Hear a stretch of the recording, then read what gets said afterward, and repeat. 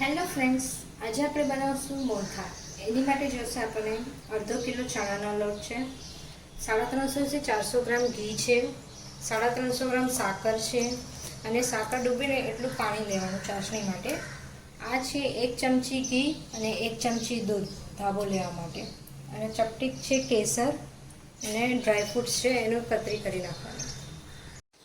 મોહનથાળ બનાવવા પહેલાં એની માટે આપણે ધાબો નાખવો પડશે. તો 1 ચમચો ઘી અને 1 ચમચો દૂધ બે મિક્સ કરી ગરમ કરવાનું અને પછી એને લોટમાં નાખવાનું. અમે ઘી અને દૂધને ગરમ કરી દીધું છે. હવે આપણે આમાં નાખી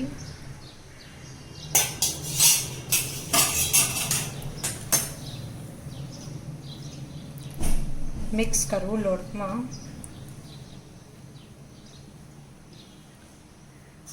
ખાલી પૂરું પ્રોપર મિક્સ કરી દેવું અને પછી લોટને આમ દબાવી દેવું.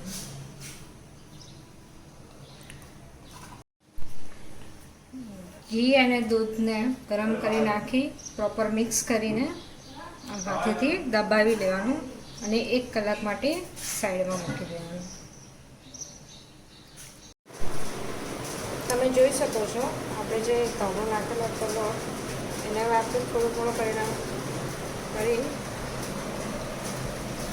મિક્સ આવી રીતે હાથેથી આમ કરી અને ચાળણીથી ચાળી લેવાનું.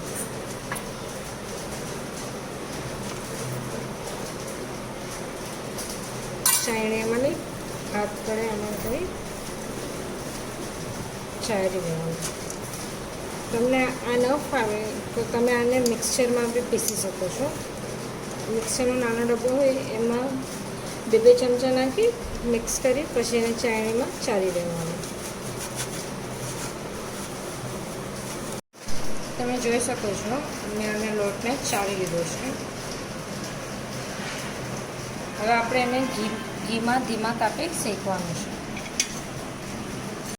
એલ્યુમિનિયમની એક કઢાઈ લેવાની, તેમાં 350 થી 400 ગ્રામ ઘી નાખવાનું. પહેલાં થોડું 350 ગ્રામ નાખવાનું, પછી લોટ નાખવાનો, શેકવા ટાણે જોવાનું, પછી ઓછું પડે તો એમાં ઉપરથી ઘી નાખી શકો છો તમે.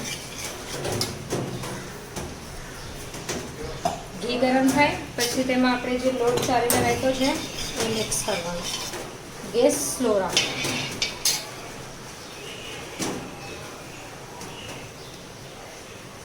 ઘી ગરમ થાય પછી તેમાં આપણે લોટ નાખીશું.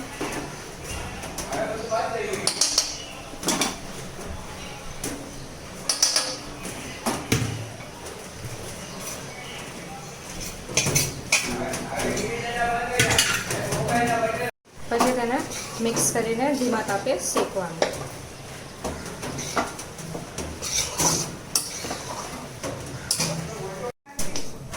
આ મિક્સ કરીને હલાવતું રહેવાનું.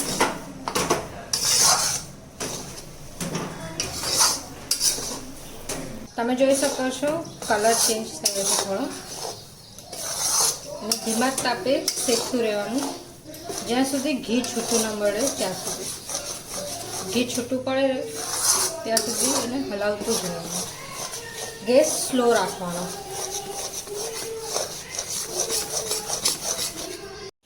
હવે કઢાઈ લીધી છે આપણે, તેમાં મેં સાકર લીધી છે 350 ગ્રામ અને સાકર ડૂબે એટલું પાણી લીધું છે. હવે એની ચાસણી બનાવવાની 1 તારી. અને મેં આમાં કેસર લીધું છે. અહીંયા કેસરને મેં પલાળી રાખ્યું છે પાણીમાં, તો થોડોક કલર આવ્યો એટલે ચાસણી થશે 1 તારની, એટલે આપણે એમાં એ કેસર પાણીવાળું નાખી દઈશું.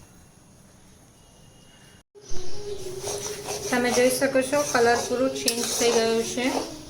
હવે ગેસની ફ્લેમ બંધ કરી એને હલાવતા રહેવાનું કન્ટિન્યુઅસ. 2 મિનિટ સુધી હલાવતું રહેવાનું. તો તમે જોઈ શકો છો ચાસણી થઈ ગઈ છે. હવે એને થોડું ડીશમાં લઈ આમ સ્પ્રે કરવાનું અને આમ જોવાનું 1 તારનું આમાં નાખી હલાવતું રહેવાનું. મિક્સ કરો પછી ગ્રીસ કરેલી થાળીમાં પસરાવી દેવાનું. ગ્રીસ કરેલી છે એમાં આપણે આ પાથરી લેવાનું છે અને ઉપર ડ્રાયફ્રૂટ્સની કતરણ નાખવાની છે. અને એને 1 કલાક માટે ઠંડુ થઈ જવા દેવાનું, પછી કાપા પાડીને પીસ કરી લેવાનું.